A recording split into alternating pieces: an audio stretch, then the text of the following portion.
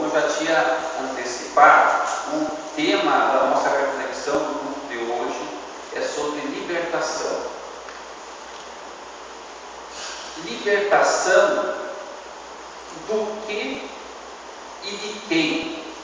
É uma pergunta que, ao longo da minha caminhada dentro da igreja, sempre me despertou, no mínimo, uma curiosidade.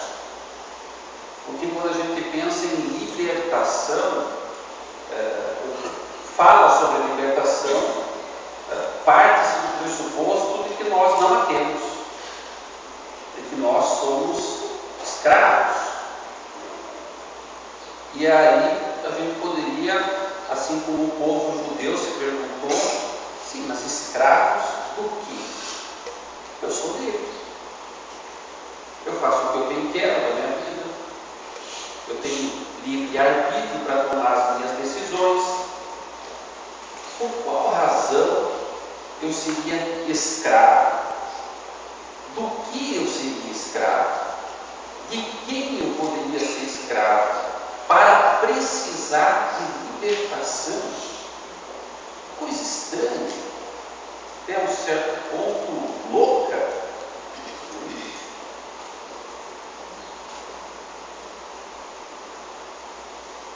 Por melhor que nós sejamos, por melhor que nós sejamos,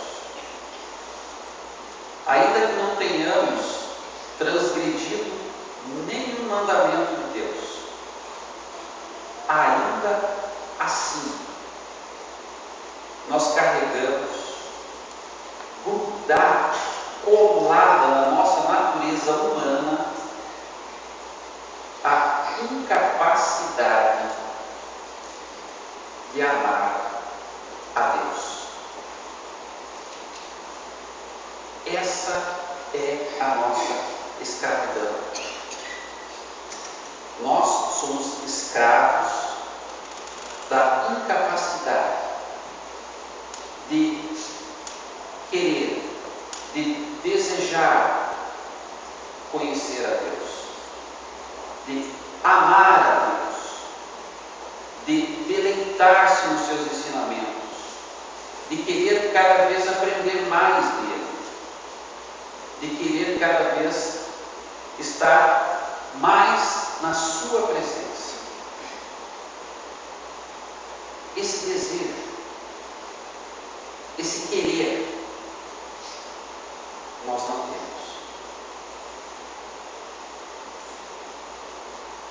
E aqui está o pecado original que existe dentro de todos nós.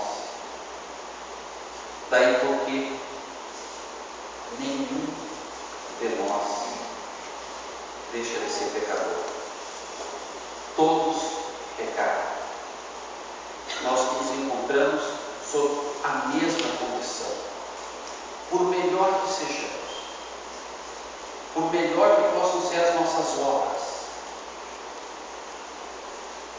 porque normalmente quando a gente pensa num bom homem, o que salta aos olhos é: nunca matou, nunca roubou, nunca fez isso ou aquilo, pronto, é um bom homem aos olhos de Deus. Não. Continua sendo um mau homem, continua sendo um pecador. O melhor homem ou a melhor mulher que nós conhecemos durante as nossas vidas, provavelmente alguém já traz na sua memória uma boa lembrança dessa pessoa, de quase um santo, ainda assim pecador. Por quê? Porque portador dessa incapacidade nossa natural, entranhada na nossa carne, de temer, de confiar e de amar a Deus. Todos, portanto, todos nós estamos debaixo do pecado. Não escapa ninguém. Portanto, essa falta de capacidade inata de amar a Deus faz com que, por nossa inabilidade, incapacidade de amar a Deus,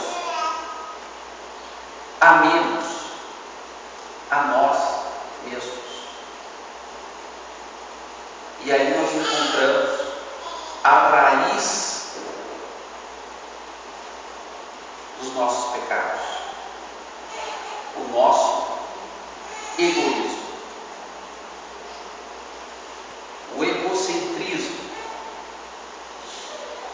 a egolatria, aonde, como não podemos amar a esse Deus, passamos a amar a nós mesmos. Passamos a nos dedicar a nós mesmos. E não é muito difícil a gente imaginar uma sociedade, um grupo de pessoas que não tem capacidade de amar a Deus e que, portanto, não tem capacidade de amar ao próximo. Vocês conseguem imaginar uma sociedade onde cada qual só consegue e só sabe amar a si mesmo?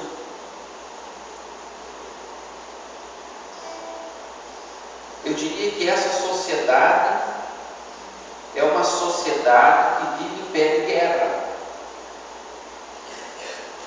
porque cada qual está voltado e preocupado com os seus próprios interesses, com as suas próprias necessidades, com os seus próprios sonhos, desejos, satisfações. E como será que isso se encaixa quando a gente pensa num grupo de pessoas onde cada qual só está preocupado consigo mesmo? Basta a gente abrir a porta da igreja ali atrás e olhar para a sociedade que a gente vive. É o retrato de uma sociedade sem Deus, onde cada qual vive pensando em si mesmo, pensando em realizar os seus sonhos, as suas necessidades, com as suas preocupações. Cada qual desenvolve os seus projetos e pouco importa se isso passa por cima de outros, porque, como diz o slogan da modernidade, todos já ouviram em algum lugar, o que importa é ser feliz. O como, isso pouco interessa. Se muitas vezes esse ser feliz implicará em passar por cima de alguém, isso é de menor importância. O que importa é ser feliz.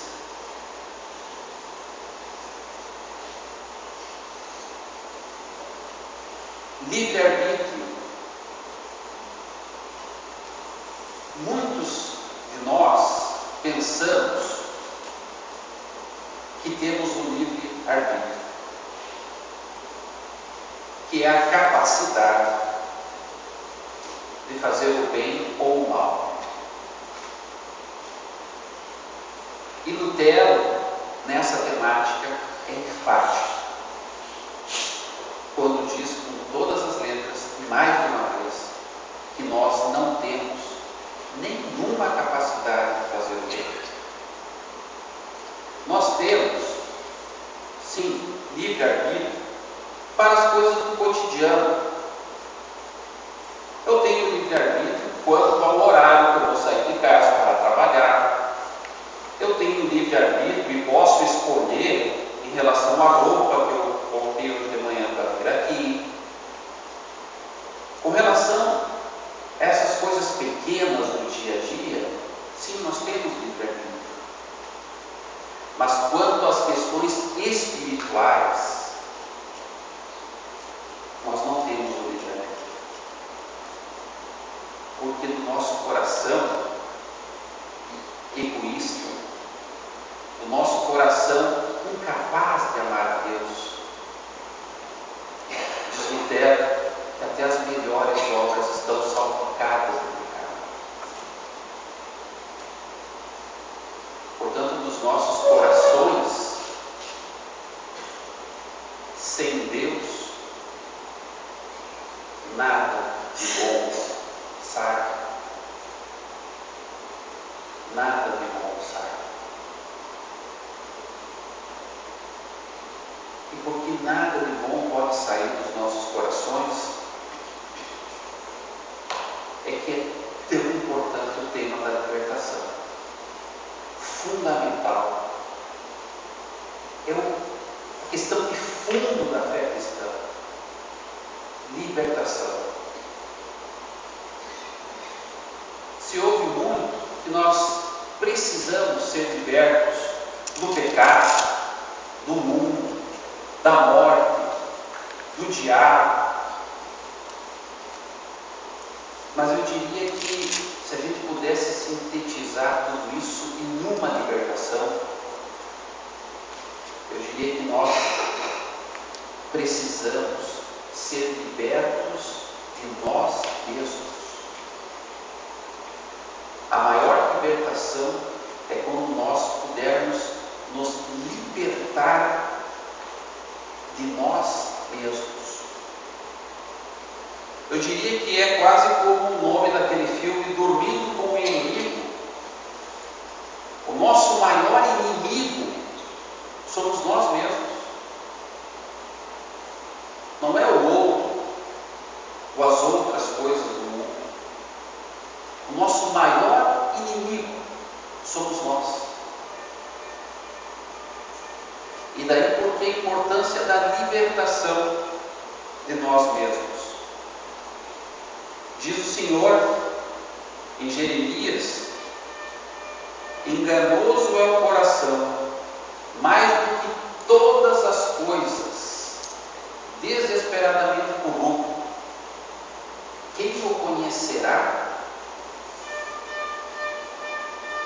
Diz Deus nessa palavra de Jeremias que o nosso coração é corrupto,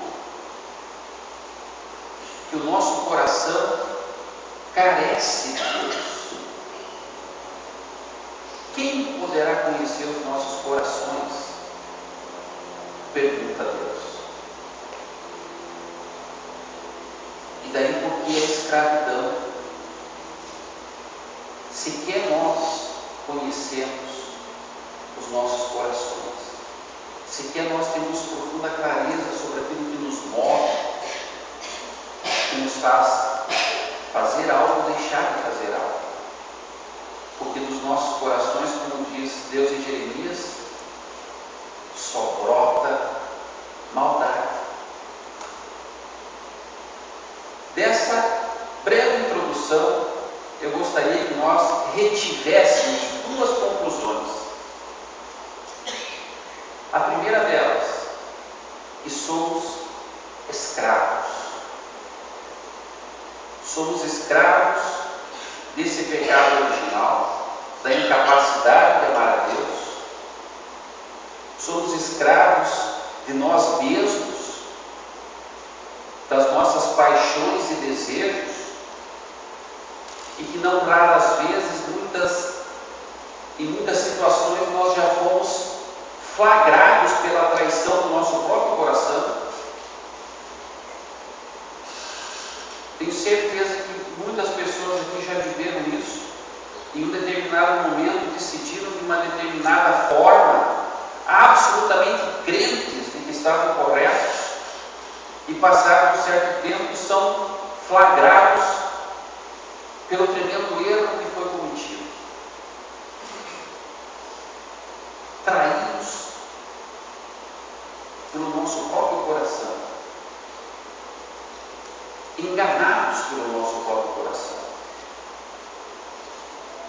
E a segunda conclusão,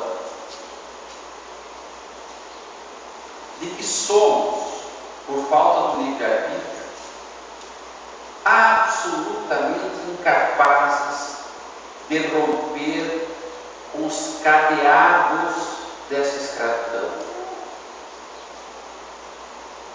É como como se nós estivéssemos presos em uma cela, e toda cela é assim, que só se abre por fora.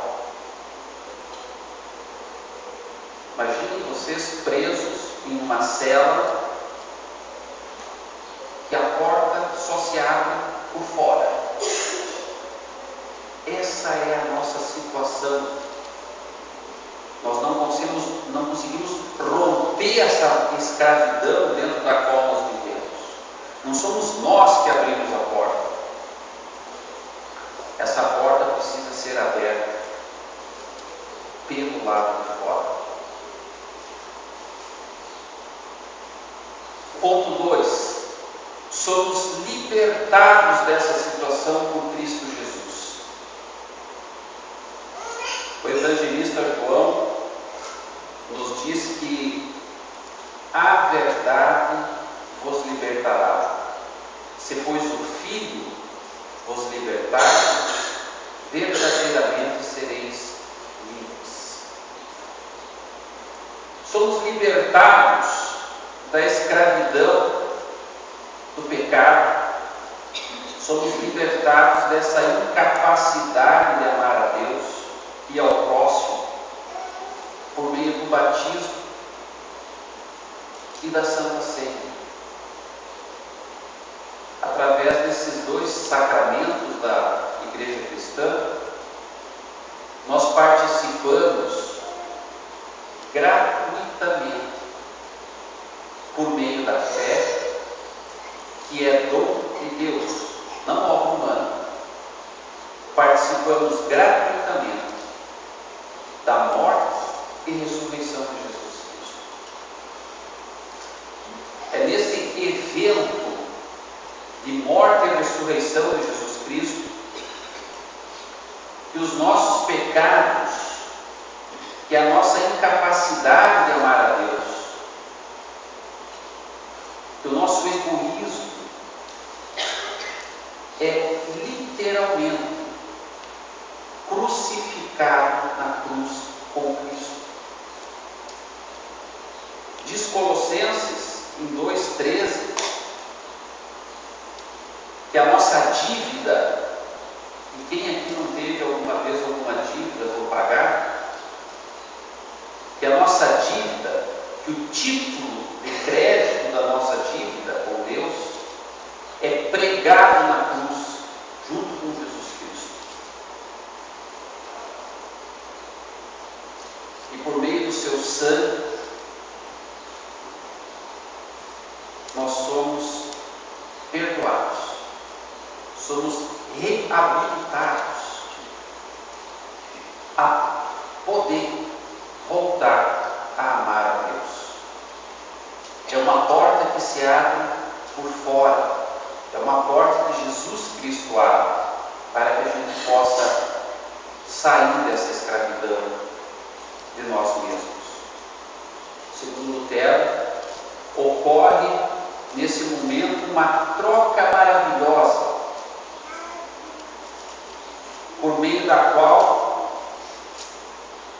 a nossa carne, as nossas paixões, o nosso coração corrupto, essa escravidão é deixada ao pé da cruz, e dali nós saímos com a liberdade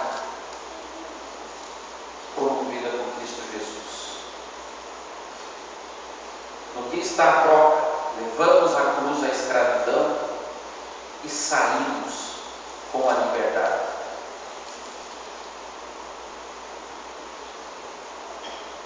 E isso se dá por fé, gratuitamente, sem obras.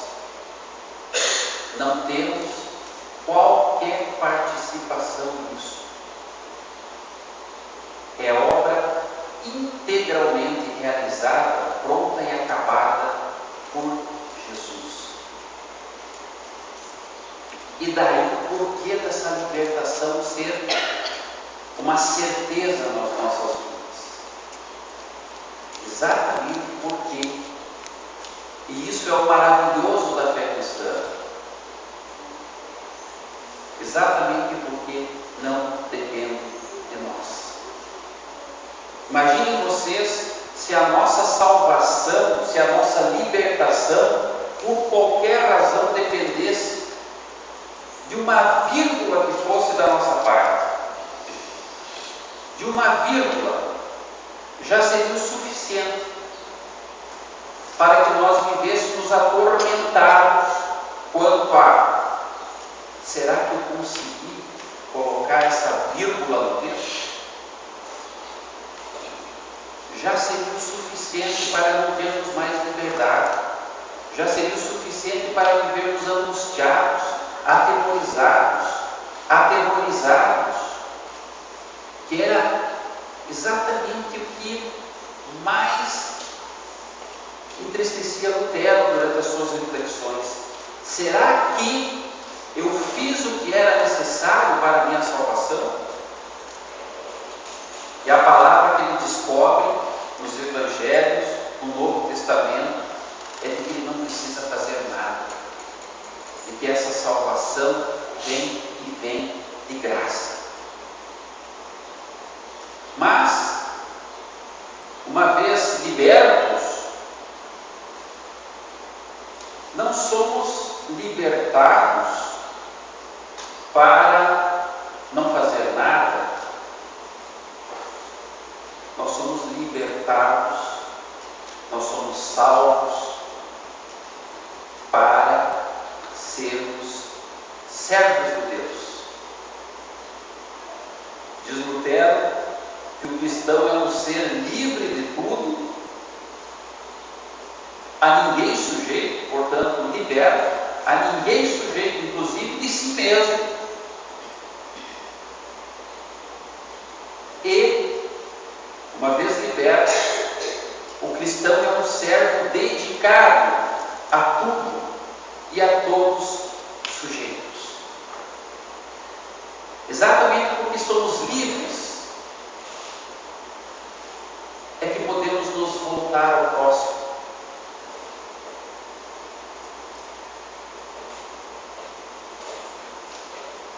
Essa liberdade que ganhamos de Deus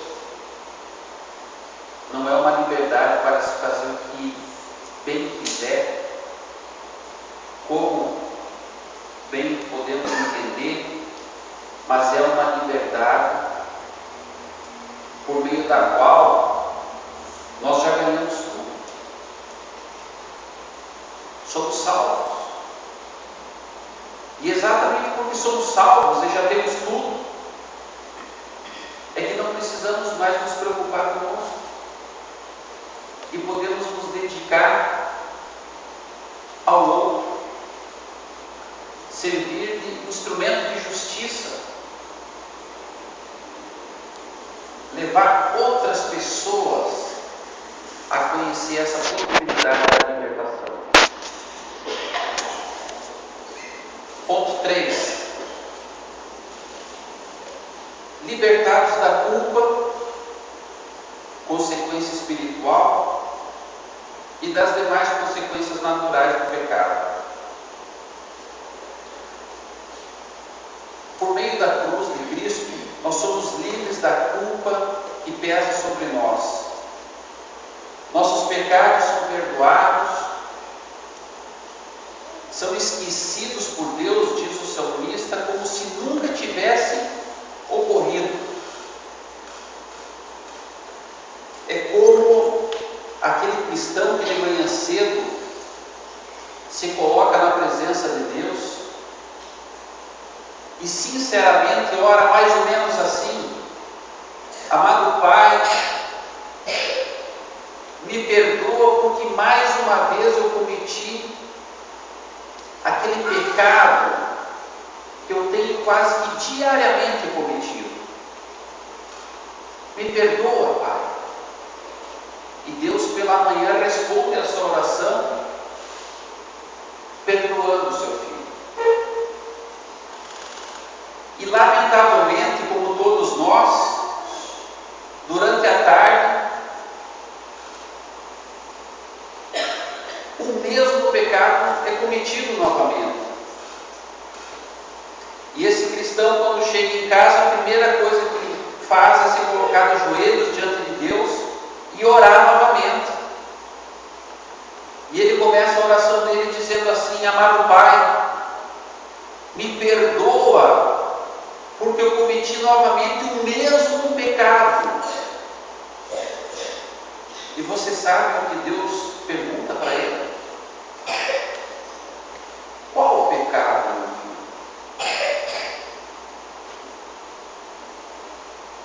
Deus tinha apagado o pecado da manhã.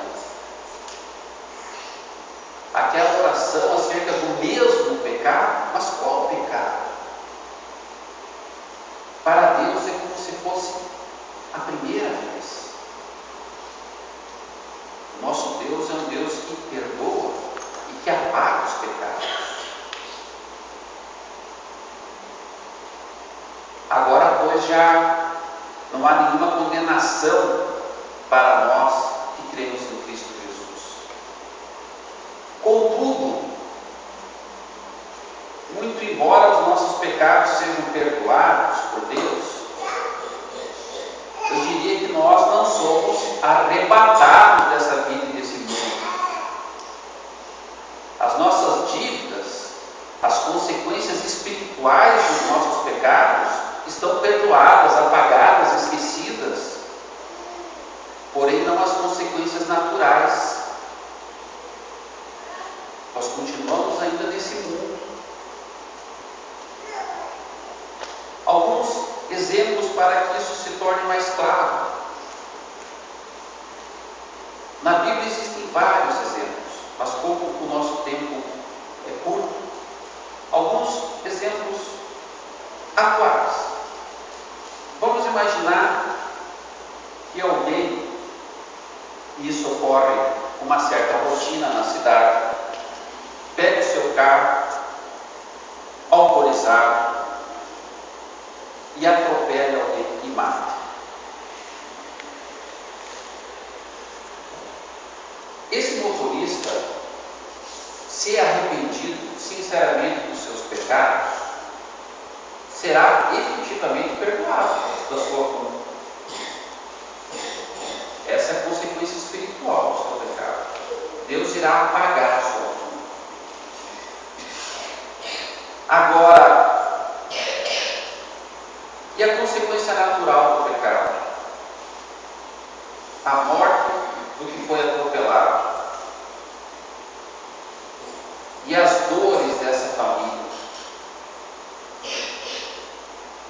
Isso não será apagado. A pessoa não vai ser ressuscitada, ela não vai reviver.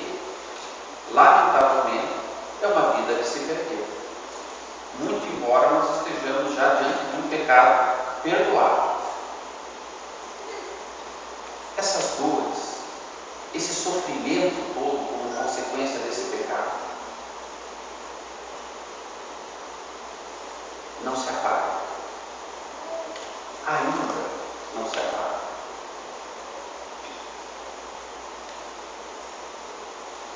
Violências que sofremos diariamente de todas as ordens, em todos os lugares. Injustiças. Quantos pecados perdoados, mas com as suas consequências soltas pela sociedade. Eu diria que nós não só somos vítimas dos pecados que nós cometemos, mas nós somos vítimas também dos pecados que outros cometem.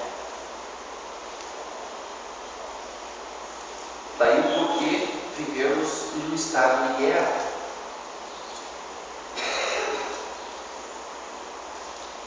Se as coisas são assim, importa profundamente, e para concluir, importa profundamente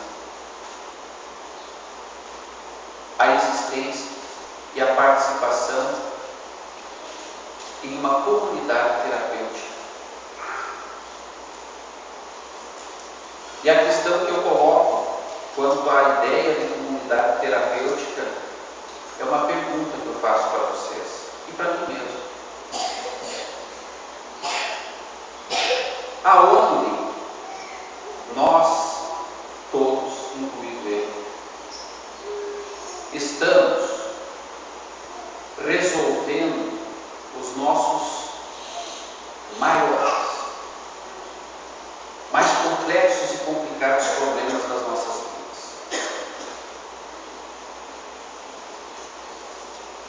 A pergunta é essa: para onde corremos quando temos um problema na vida?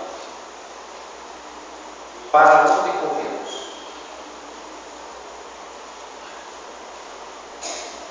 Se é um problema de saúde, vamos ao médico. Se é um problema de justiça dos homens, procuramos um advogado. Se é um problema de engenharia, procuramos um engenheiro. E assim sucessivamente. Existem diversas especialidades. Se é um problema de imposto de renda, procuramos um contador. Mas e quando nos deparamos com os mais profundos e importantes problemas, os problemas da alma, que realmente importam, para onde nós corremos? Aonde é que nós estamos tratando desses problemas?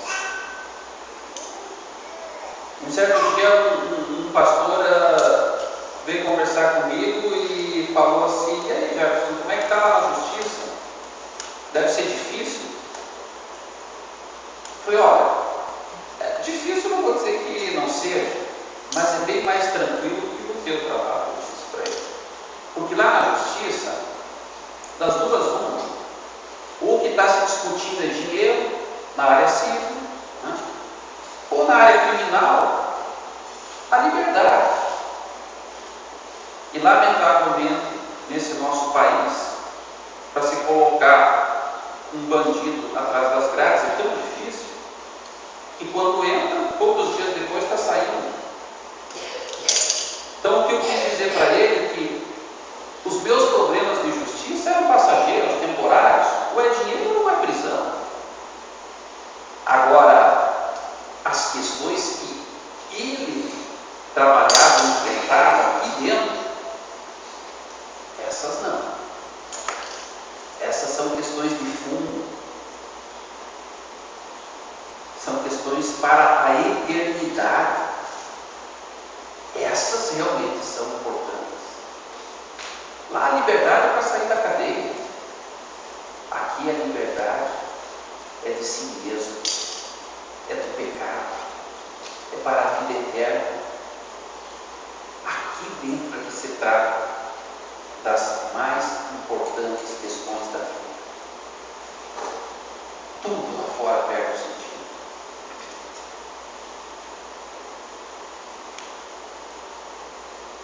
A libertação da culpa,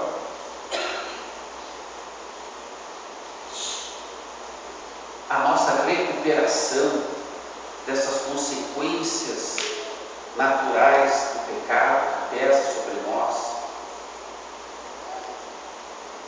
nós só vamos tratar aqui dentro, em nenhum outro lugar. Por isso que a comunidade somente tem algum sentido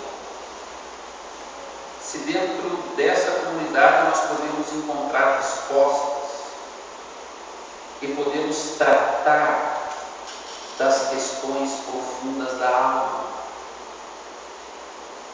Se nós entramos e saímos dessa igreja como se nada tivesse acontecido, é porque ainda nós não entendemos nada. Se nós ainda continuamos procurando resolver os problemas mais profundos e importantes das nossas vidas, lá fora e não aqui dentro, é porque ainda nós estamos procurando nos lugares onde nós não vamos encontrar resposta.